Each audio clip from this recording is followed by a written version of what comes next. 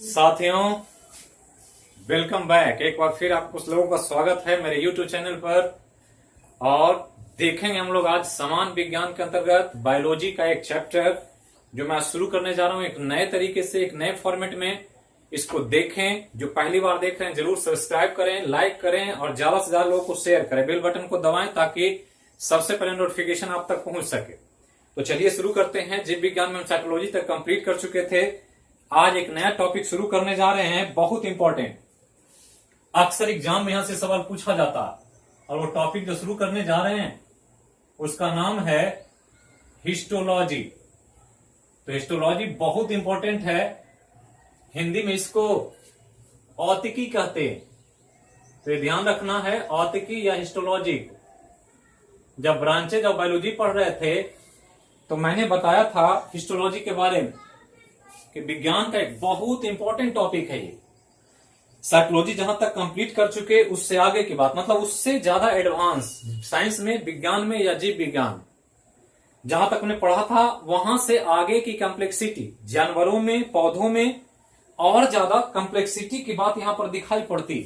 मतलब जो पृथ्वी पर जीव बना सूक्ष्म रूप में, वो जैसे जैसे अपने आप को अनुकूल बनाया वातावरण के, अपने जीवन में होने वाले आवश्यकताओं की पूर्ति के लिए जो भी अपने शरीर में बदलाव किया, धीरे धीरे शरीर में जटिलता आ रही और जटिलता आने के कारण शरीर धीरे धीरे कॉम्प्लेक्स हो गया। तो उस शरीर के निर्माण के लिए हमने पढ़ा कि सबसे बेसिक यूनिट सेल है। सेल अकेले होता है तो सारा फंक्शन अकेले ही करता, जिसे हमने देखा साइकोलॉजी के अंतर्गत एक सेल एक अलग एंटिटी के रूप में। लेकिन जब शरीर में डेवलपमेंट होता है, शरीर को ज्यादा कार्य करने की जरूरत होती है, ज्यादा अच्छा कार्य करना होता है, तो सेल फिर अकेले काम नहीं करता। क्योंकि आपको पता होगा कि जब एक ही इंडिविजुअल कोई भी चीज अकेले सारा काम करेगा तो काम अच्छा नहीं होता। और इसके कारण कामों का डिस्ट्रीब्यूशन होता है, बंटवारा, जिसको श्रम विभाजन कहते हैं, लेबर डिवीजन। जैसे आप देखते हैं कोई भी ऑर्गेनाइजेशन, एक गवर्नमेंट चलती है तो डिपार्टमेंट को बांट दिया जाता है कि कौन डिपार्टमेंट का देख रेख, जिम्मेवारी, रिस्पॉन्सिबिलिटी कौन उठाएंगे, ताकि वो डिपार्टमेंट का काम अच्छे से हो सके। और उसके लिए ऐसे लोगों को ऑप्ट किया जाता है, चुनाव किया जाता है जो उस विभाग के या उस क्षेत्र के विशेषज्ञ माने जाते हैं, ताकि काम अच्छा हो, डेवलपमेंट अच्छा हो सके। और यही स्थिति जीवों में दिखाई दिया। सेल से जब आगे डेवलपमेंट दिखा तो शरीर को जब आवश्यकता पड़ी और अच्छा काम करने की, ज्यादा काम करने की, डिफरेंट काम करने की, तो शरीर में सेल अपने आप को चेंजेज किया और डेवलपमेंट करके एक नया स्ट्रक्चर बनाया जिसका नाम होता है टिश्यू। तो ये ध्यान रखना है कि यहां जो स्टडी होगा वो टिश्यू का स्टडी होगा, जिसको हम लोग ऊतक कहें। तो हिस्टोलॉजी एक इंपॉर्टेंट विज्ञान है जिसमें सिर्फ और सिर्फ टिश्यू का अध्ययन होता है, ऊतक का। तो सबसे पहला तो ध्यान रखना है कि हिस्टोलॉजी एक लाइफ साइंस या जीव विज्ञान की शाखा है जिसमें ऊतक का अध्ययन होता है। तो सबसे पहला तो ध्यान रखना है कि ये ऊतक का अध्ययन जो करेंगे इस विषय में, उसका क्या कॉन्सेप्ट है इसको समझे पहले। तो ध्यान देना है कि ऊतक टिश्यू को स्टडी के लिए बना। तो जब टिश्यू को स्टडी करेंगे तो दो चीज यहां स्टडी होगा, टिश्यू का स्ट्रक्चर और साथ ही साथ टिश्यू का फंक्शन। तो ये ध्यान रखना है कि टिश्यू की बनावट कैसी है और टिश्यू का कार्य क्या है। किसी भी जीव में, किसी भी जानवर में या किसी भी पौधे में उसकी बनावट कैसे होती है, टिश्यू किन किन चीजों से मिलकर बनता है और उसका फंक्शन क्या होता है, इसी को स्टडी के लिए हिस्टोलॉजी वर्ड आया या हिस्टोलॉजी विज्ञान की शाखा का विकास हुआ।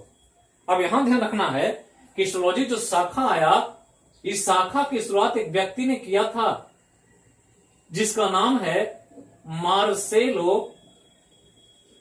मालपीगी। तो ये ध्यान रखना है इनका नाम।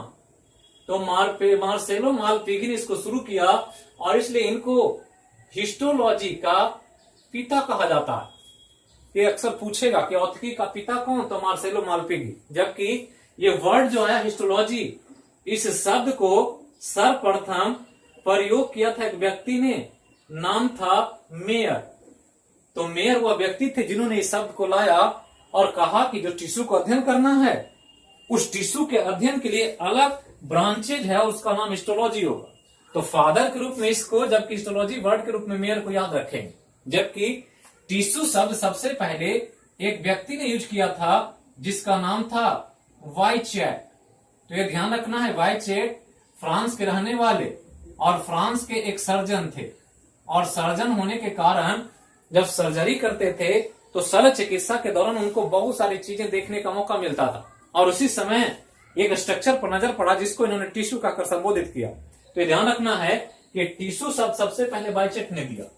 अब यहां ध्यान रखें कि टिश्यू है क्या, एक स्टेटमेंट लिख रहे हैं जिसको आपको ध्यान रखना, इसी से सारा कॉन्सेप्ट मिलेगा। तो group of similar sales which perform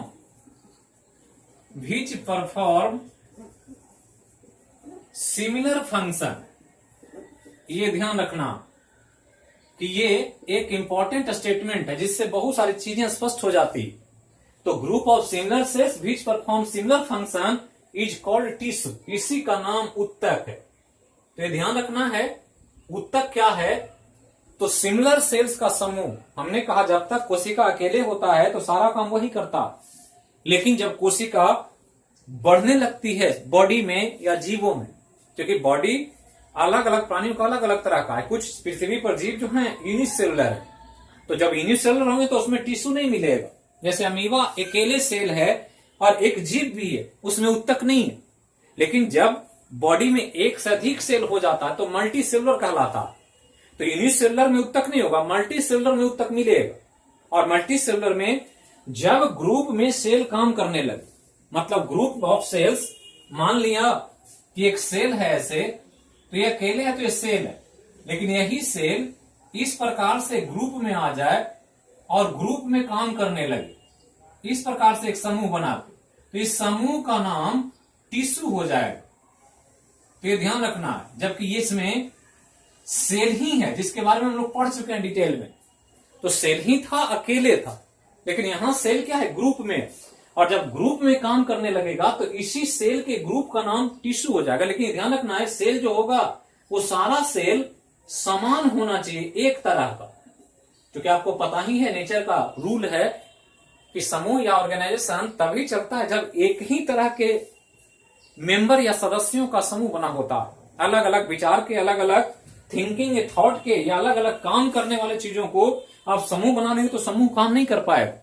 जैसे शिक्षक का अलग समूह है, डॉक्टर का अलग समूह है, इंजीनियर का अलग समूह है, पॉलिटिशियन का अलग एक ग्रुप है। तो हर चीजों का ग्रुप है, और उस रूप में सेल भी सिमिलर होना चाहिए, सिमिलर स्ट्रक्चर में भी और सिमिलर फंक्शन में भी। तो समान होना चाहिए और साथ ही साथ समान कार्य करना चाहिए। अगर ये दोनों कैरेक्टर दिख रहा है तो ऐसे ग्रुप ऑफ सेल्स को ही टिश्यू कहा जाता है। इतना चीज आप पहले ध्यान रखें कि टिश्यू क्या है। तो टिश्यू ग्रुप ऑफ सेल है, मतलब समान कोशिकाओं का समूह है जो एक ही तरह का काम करता है, और इसलिए उसको हम सेल को ग्रुप के रूप में, उत्तक के रूप में उसका संकेतिक या संबोधन करते हैं। तो यहां ध्यान रखना है कि सेल ही को स्टडी करना, लेकिन ग्रुप में स्टडी करना। अब यहां ध्यान दें कि सेल से बॉडी बनता है और सेल से ही उत्तक बनता है। और मल्टी सेलुलर जीवों में, पौधा या जानवर, जब सेल बहुत ज्यादा हो जाएगा तो ग्रुप में बटेगा और ग्रुप में बट करके काम करेगा। जैसे हमारे ही बॉडी की बात करें तो मानव में देख रहे हैं, श्वसन के लिए अलग अंग है, ब्लड को दौड़ाने के लिए अलग अंग है, हड्डियों के लिए अलग व्यवस्था है, मसल्स के लिए अलग व्यवस्था है, दिमाग के लिए अलग व्यवस्था है। तो सब अलग अलग फंक्शन है और अलग अलग सेल से बना हुआ, और जितना भी हमने नाम लिया वो सब अलग अलग तरह के उत्तक है। तो ध्यान रखना है कि यहां पर काम के आधार पर सेल से टिश्यू का निर्माण होता है, और टिश्यू से ही किसी भी जीव के शरीर बने होते हैं। तो ये ध्यान रखना है कि कोई भी जीव है पृथ्वी पर, उसका शरीर है जो मल्टी सेलुलर है, उसमें मैक्सिमम अधिकांशतः मल्टी सेलुलर जीवों में टिश्यू का विकास होता है। कुछ मल्टी सेलुलर ऐसे भी हैं जिसमें टिश्यू नहीं होता, जो हम लोग आगे पढ़ेंगे क्लासिफिकेशन चैप्टर में। जैसे पोरीफेरा एक ऐसा वर्ग है स्पॉन्जेज का, वो मल्टी सेलुलर होते भी ग्रुप में काम नहीं करता, तो वहां उत्तक नहीं मिलेगा। लेकिन अधिकांशतः पोरीफेरा को छोड़ दें तो बाकी पृथ्वी पर जितने भी जीव हैं जो मल्टी सेलुलर, सब में उत्तक, और उत्तक का काम ही है शरीर को बनाना। अब जब शरीर को बनाने की जरूरत पड़ती है तो ऊतक को हम बांटते हैं, और जब बांटते हैं तो इसको हम टाइप्स ऑफ टिश्यू कहते हैं, ऊतक के प्रकार। तो ऊतक के प्रकार क्या है इसको समझना, यही सबसे इंपॉर्टेंट टॉपिक है इस चैप्टर का। कि टाइप ऑफ टिश्यू को ध्यान रखना है कि कौन कौन से ऊतक हैं, और उस ऊतक का क्या क्या फंक्शन है हमारे बॉडी में, या जहां भी ऊतक है उसका क्या इंपॉर्टेंस है, किस लिए बना हुआ, ताकि उसी से बहुत सारा सवाल पूछे। और जब टाइप ऑफ टिश्यू की बात आती है तो ऊतक को फिर हम लोग दो भाग में डिस्ट्रीब्यूट कर देते हैं। पहला भाग जो है उसको एनिमल टिश्यू कहा जाता है, ये ध्यान रखना। जबकि दूसरा जो ऊतक है उसको प्लांट टिश्यू कहते, मतलब ऊतक जीवों के आधार पर दो तरह का, एनिमल टिश्यू और प्लांट टिश्यू। ये है जंतु ऊतक और ये है पादप ऊतक। तो बिल्कुल आसान है, इसको ध्यान रखना है, कुछ है नहीं, कॉन्सेप्चुअली समझ लेना। क्योंकि हमने कहा मल्टी सेलुलर जीवों में ऊतक होगा, पूरी फिरा को छोड़ दे तो सब में ऊतक है। अब यहां ध्यान रखना है कि वैसा ऊतक जिसके द्वारा जानवरों का शरीर बना होता है, तो जानवरों का शरीर जो बनेगा, तो शरीर का निर्माण जो करता है उसी को हम एनिमल टिश्यू कहते हैं। तो जो जानवर में मिलेगा वो एनिमल टिश्यू। जबकि वैसे ऊतक जिसके द्वारा पौधों के शरीर का निर्माण होता, तो पौधे के शरीर का निर्माण होगा तो उसको हम प्लांट टिश्यू माने। अब यही दोनों का स्टडी करना, एनिमल टिश्यू और प्लांट टिश्यू, जिसको हम लोग एक बेसिक फ्रेम के तौर पर एक डायग्राम से, चार्ट की मदद से बिल्कुल आसानी से स्टडी कर सकते हैं। तो चलते हैं, देखते हैं इसी को हम लोग एक एक करके, एनिमल टिश्यू को और प्लांट टिश्यू। तो यही दोनों को हम शुरू करने जा रहे हैं, जिसमें आज हम लोग देखेंगे एनिमल टिश्यू का टाइप्स, उसके प्रकार, उसका डिस्ट्रीब्यूशन और उसका कार्य, कि क्या फंक्शन है उसका हमारे शरीर में या जानवरों के शरीर में। तो ध्यान देना है, एक एक करके हम दोनों को देख लेंगे, जिसमें हम आज बात करेंगे एनिमल टिश्यू की। तो एनिमल टिश्यू को हम यहां आपको डिटेल में एक चार्ट की मदद से समझाने जा रहे हैं। बिल्कुल इसको समझना है और इसको याद रखना। अगर आप ये चार्ट याद रखते हैं तो इससे ज्यादा सवाल आपसे किसी भी एग्जाम में नहीं पूछा जाए, जिसको हम एकदम बेसिक तौर पर डायग्राम के तरीके से समझाने का प्रयास करें।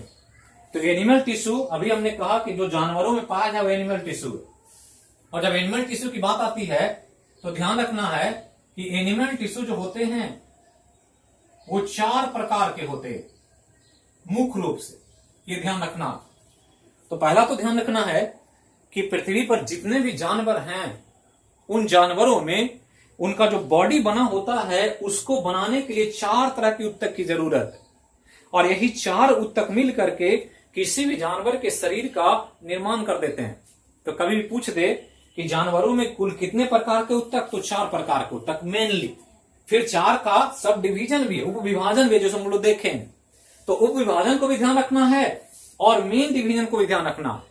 तो 4 प्रकार के जब ऊतक की बात आएगी तो चारों को हम लोग यहां डिस्ट्रीब्यूट करने जा रहे हैं, और यही चारों को आपको ध्यान रखना, एक एक करके देखेंगे। तो पहला जो ऊतक है यहां पर, उसका नाम है उपकला ऊतक, ये ध्यान रखना। तो उपकला ऊतक जानवरों में पहला टाइप है, और बिल्कुल हम ध्यान रखना है, बिल्कुल कॉन्सेप्चुअल समझा रहे हैं कि कोई भी जानवर का शरीर का जो सतह होता है, सतह मतलब सरफेस, चाहे वो सतह बाहर में हो या अंदर में हो, उन सभी सतह का निर्माण के लिए इस ऊतक की जरूरत एकदम ध्यान रखना है, सतह पर पाया जाए। जैसे त्वचा सतह है तो त्वचा जो बना हुआ उपकला ऊतक का बना हुआ। मुंह खोलेंगे, आ करेंगे तो अंदर में सतह है, तालू का सतह है, जीभ का सतह है, गाल का सतह है, या नली जो गया है, हवा की नली, भोजन की नली, उसके के अंदर भी सतह है। पाइप कोई भी है बॉडी में, जैसे ब्लड वेसल्स है, किडनी ट्यूबुल्स है, या यूरेटर है जिससे यूरिन बाहर आता है, तो सब नली है, या स्पर्म बाहर आने के लिए जो नली है वो सब एक सतह है। तो जितने भी सतह मिलेंगे सब इसी से बने। तो ध्यान रखना है कि उपकला ऊतक जो होता है वो जानवरों के शरीर के सतह का निर्माण करता है। तो ध्यान रखना है, जानवरों के शरीर के सतह का निर्माण करेगा ये। तो अक्सर एग्जाम में पूछ देगा, और एग्जाम्पल पूछेगा तो उसको ध्यान रखना। जैसे एग्जाम्पल हम बताएं तो एग्जाम्पल हम बिल्कुल लिख रहे हैं, उसको ध्यान रखना। तो एग्जाम्पल जैसे त्वचा अगर पूछ दे तो त्वचा एपिथेलियल टिश्यू से बना हुआ। जैसे आहार नली पूछ दे तो आहार नली की जो सतह है वो इससे बना हुआ, या श्वास नली पूछ दे तो इससे बना हुआ, या जनन नली पूछ दे तो इससे बना हुआ, या कोई भी शरीर की ग्रंथि है ग्लैंड्स वो इसी से बना हुआ, या पसीने की ग्रंथि है तो इसी से बना हुआ है। तो ये ध्यान रखना है, ये सब इंपॉर्टेंट एग्जांपल है जो आपसे पूछा जाएगा।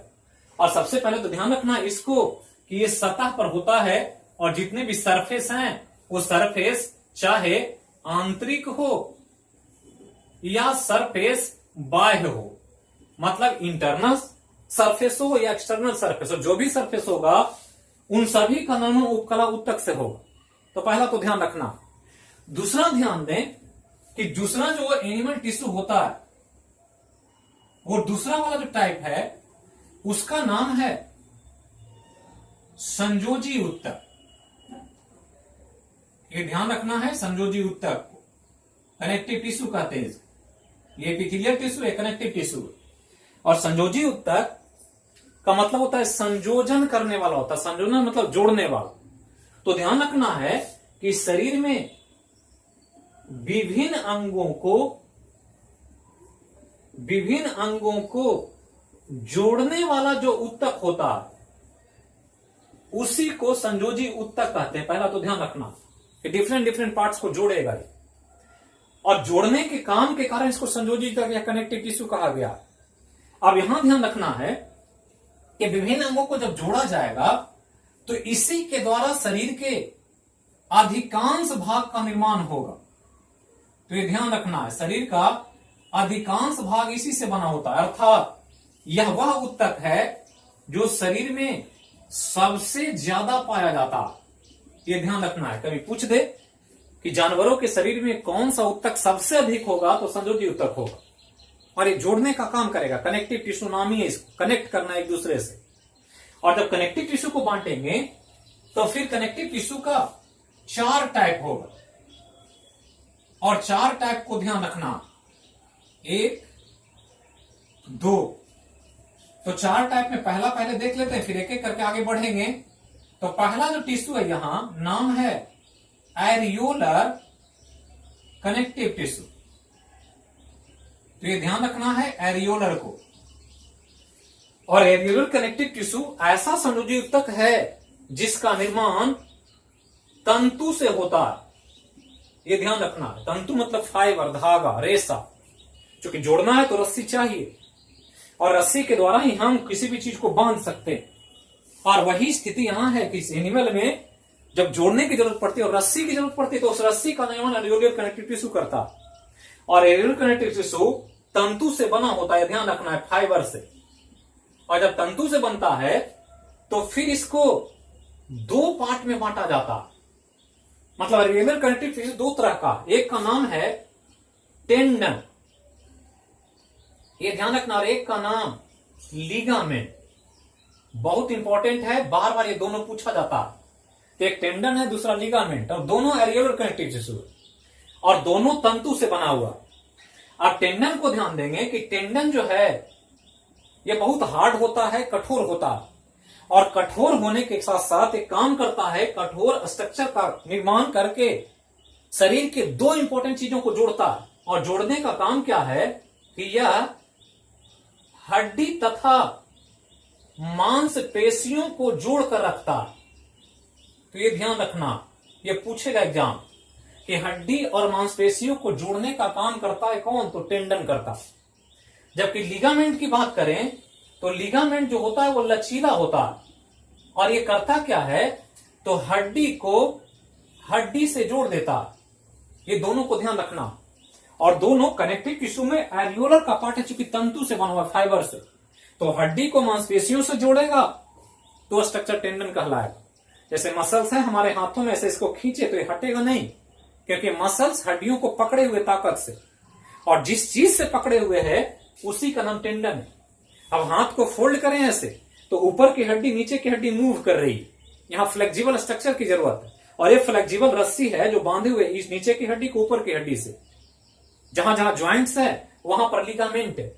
आप सुनते होंगे कि बोन फ्रैक्चर कर जाता, हड्डियां टूटती है, जोड़ना आसान होता, क्योंकि वहां पर हड्डियों में आप काम कर सकते हैं। उसको अगर अलाइनमेंट ला करके सीधा रखा जाए स्थिर, तो कैल्शियम के डिपोजिशन से जम जाता।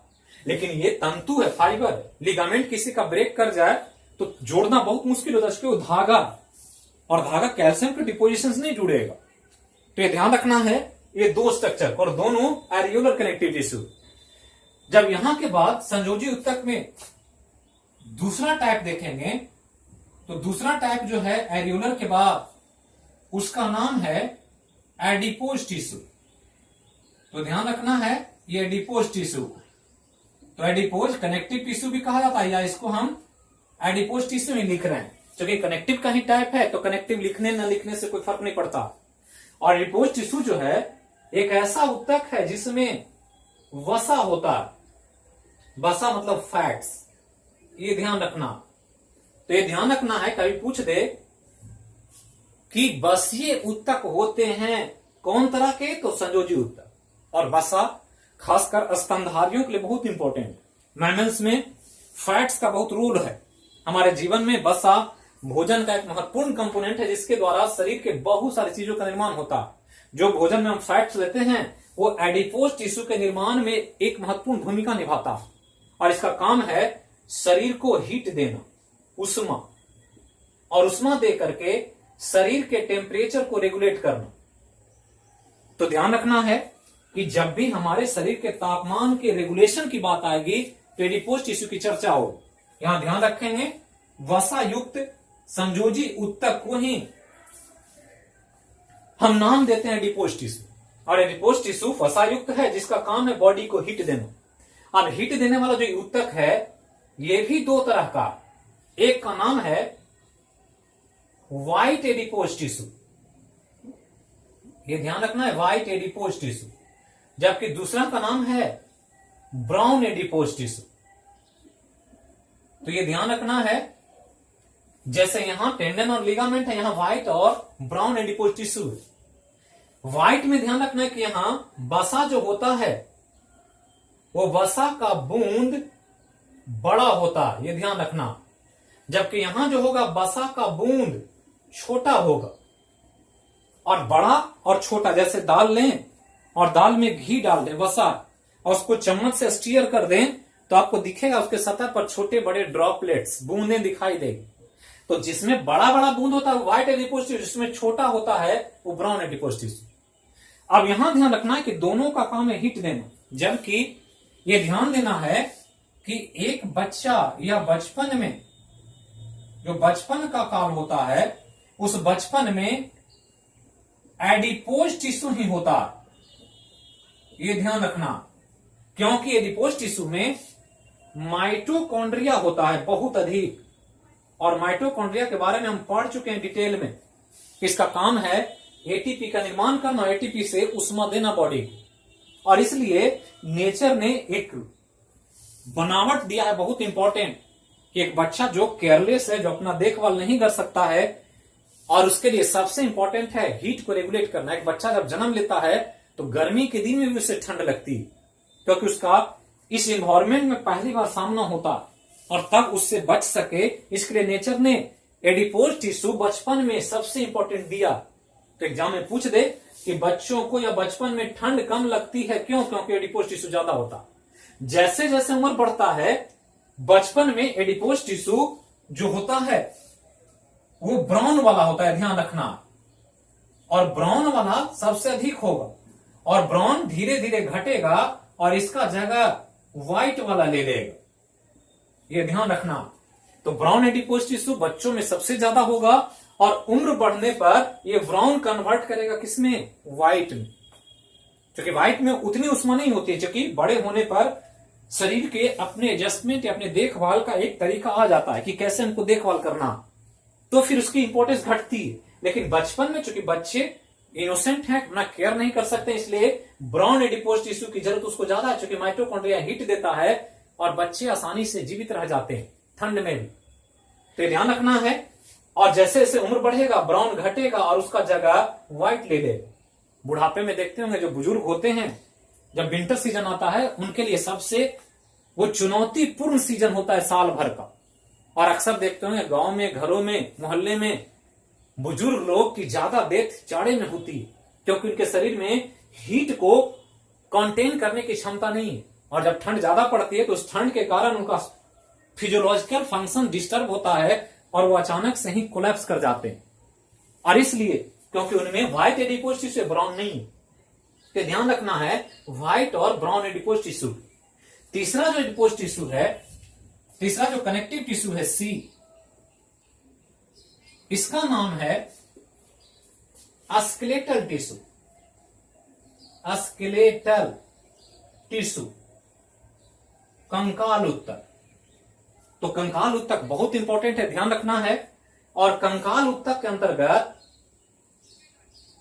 ध्यान रखना है कि इसके द्वारा शरीर के ढांचा या कंकाल का निर्माण होता। तो कंकाल समझते ही हैं कि बॉडी में अगर मांसपेशियों को हटा दिया जाए, ब्लड को हटा दिया जाए, तो जो ढांचा बचता है वही कंकाल। और कंकाल के बारे में सबको पता कि कंकाल हड्डियों से बनता, लेकिन हड्डियों के अलावा भी एक स्ट्रक्चर है। मतलब यहां भी दो तरह के स्ट्रक्चर होते हैं। जो ध्यान रखना है कि दो तरह के यहां पर स्ट्रक्चर दिखाई पड़ते हैं। एक जो स्ट्रक्चर है जिसको बोन कहा जाता, और एक स्ट्रक्चर जिसको कार्टिलेज कहते हैं। तो ये ध्यान रखना है बोन और कार्टिलेज को। तो दोनों, एक है अस्थि और एक है उपास्थि, ये ध्यान रखना। तो अस्थि और उपास्थि बहुत इंपॉर्टेंट है। और मैक्सिमम जो हमारे पढ़ते हैं कि हमारे शरीर में 206 हड्डियां हैं और 639 मसल्स हैं। कार्टिलेज की संख्या भी बहुत अधिक है। तो ये ध्यान रखना कि हड्डियां जो भी बनी हुई है सब इसी टिश्यू से बनती। अब इस टिश्यू में यहां ध्यान रखना एक इंपॉर्टेंट कि यहां पर एक सेल है जिसका नाम ऑस्टियोसाइट है, इसलिए हड्डियों के अध्ययन को ऑस्टियोलॉजी कहा जाता। जबकि कार्टिलेज का निर्माण एक अलग सेल से होता है जिसको कॉन्ड्रियोसाइट कहा जाता है। ये दोनों सेल का नाम पूछा एग्जाम कि हड्डियों के कोशिका का नाम ऑस्टियोसाइट और कार्टिलेज की कोशिका का नाम कॉन्ड्रियोसाइट, और ये दोनों मिल करके हमारे शरीर के ढांचा या फ्रेमवर्क का निर्माण कर देते हैं कनेक्टिव टिश्यू के तौर पर। तो स्केलेटल टिश्यू जो ढांचा बनाता है, कंकाल बनाता है, दो तरह का, बोन और कार्टिलेज। तो ये देख रहे हैं हम लोग। और चौथा जो है कनेक्टिव टिश्यू में, वो एक इंपॉर्टेंट टिश्यू है डी, जिसका नाम है फ्लूइड कनेक्टिव टिश्यू। तो फ्लूइड कनेक्टिव टिश्यू या तरल संयोजी उत्तक, और तरल मतलब लिक्विड है, लिक्विड स्टेट में होता है। जब ब्लड हम लोग एक टॉपिक पढ़ेंगे तो वहां पर इसको चर्चा करेंगे। तो तरल संयोजी उत्तक मतलब वैसा संयोजी उत्तक जो लिक्विड स्टेट में होता है, वो फ्लूइड कनेक्टिव टिश्यू। और फ्लूइड कनेक्टिव टिश्यू को ध्यान रखना है कि यह भी दो तरह का है। एक का नाम है ब्लड और एक का नाम है लिम्फ। तो ध्यान रखना है ब्लड और लिम्फ को। एक ब्लड है और लिम्फ है, इसको रक्त कहते हैं और इसको लसिका कहते हैं। तो ध्यान रखना है रक्त और लसिका। तो ब्लड और लिम्फ दोनों जो है फ्लूइड कनेक्टिव टिश्यू है। क्योंकि हमको पता है या आप लोग पढ़े होंगे, जहां से भी साइंस शुरू होता है उसमें सर्कुलेटरी सिस्टम जब पढ़ते हैं तो वहां पर चर्चा होती है ब्लड और लिम्फ की। और ब्लड शरीर में दौड़ता रहता है, लिक्विड स्टेट में है ब्लड वेसल्स के अंदर, जबकि लिम्फ वेसल के अंदर दौड़ता है। अब इन दोनों में थोड़ा सा अंतर है, ध्यान रखना है कि ब्लड जो है ये लाल होता है जबकि ये सफेद होता है। ये ध्यान रखना, दोनों अलग अलग नली में दौड़ता। जो ब्लड में नली में दौड़ता है उसको ब्लड वेसल्स कहते हैं, और जो लिम्फ जिस नली में दौड़ता है उसको लिम्फ वेसल कहते हैं, लसिका वाहिनी। अब यहां ध्यान रखने की लाल जो है ब्लड, इसमें 3 तरह के सेल है, आरबीसी है, डब्ल्यूबीसी है और प्लेटलेट्स है। ये 3 सेल है, ये ध्यान रखना है। जबकि जब सफेद की बात करें तो यहां पर ये दोनों है, लेकिन आरबीसी नहीं, मतलब डब्ल्यूबीसी और प्लेटलेट्स होता है, लेकिन आरबीसी नहीं होता। और जितना आरबीसी इसमें होता है उसी की संख्या के आधार पर इसमें डब्ल्यूबीसी की मात्रा ज्यादा होती, और दोनों मिलकर के बैलेंस करता। अब यहां ध्यान रखना है कि यहां पर ये दोनों आरबीसी डब्ल्यूबीसी प्लेटलेट से बना हुआ जो ब्लड है, और आरबीसी को हटा दें तो जो बच जाता है वो लिम्फ है, जबकि दोनों अलग अलग नली में बह रहा। ध्यान रखना है कि कभी पूछ दे कि रक्त का रंग लाल होता है क्योंकि इसमें आरबीसी है, ये आरबीसी ही इसको रेड कलर देता है। ये पूछ दे कि लिम्फ जो लसिका है वो सफेद होता है क्यों, क्योंकि इसमें आरबीसी नहीं। अब यहां ध्यान रखना है कि आरबीसी डब्ल्यूबीसी और ब्लड प्लेटलेट्स जो है, इसके द्वारा जो ब्लड है, ये ब्लड का काम है जो हम लोग को पढ़ना है। ये ब्लड का जो मेन फंक्शन है वो परिवहन का है, मेन फंक्शन। इसके अलावा भी कई काम है, इसको ध्यान रखना। लेकिन ट्रांसपोर्टेशन जो हमारे शरीर में होता है वो सारा परिवहन का काम ये फ्लूइड किनेटिक टिश्यू के अंतर्गत ब्लड ही करता है। जैसे ऑक्सीजन को ढोना, कार्बन डाइऑक्साइड को ढोना, भोजन में मौजूद पोषक तत्वों को ढोना, हार्मोन को ढोना, सभी चीजों को एक जगह से दूसरी जगह ले जाने की जिम्मेवारी, जो हम दवा खाते हैं या इंजेक्शन पड़ता है, वो सब को ट्रांसपोर्ट ब्लड ही करता। ये ध्यान रखना।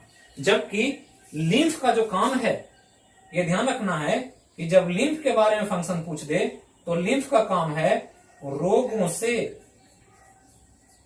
सुरक्षा देना। तो जब प्रोटेक्शन की बात आएगी तो लिम्फ वेसल के अंदर मौजूद लिम्फ महत्वपूर्ण काम करेगा। तो ये ध्यान रखना है।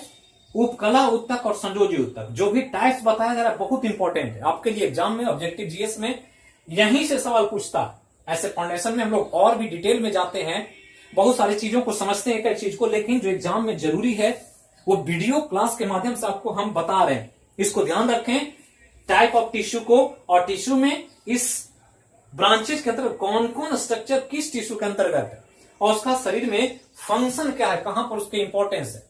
तो आज इतना ही। अगले वीडियो में फिर हम लोग देखेंगे टिश्यू में आगे की बात। इसके अलावा अगला जो वीडियो होगा वो फिजिक्स का वीडियो होगा, भौतिकी का, जो स्केलर एंड वेक्टर के बाद की बात करेंगे हम लोग एक विशेष टॉपिक पर। तो फिर मिलेंगे अगले वीडियो में। तब तक के लिए शुभ रात्रि, बेस्ट ऑफ लक।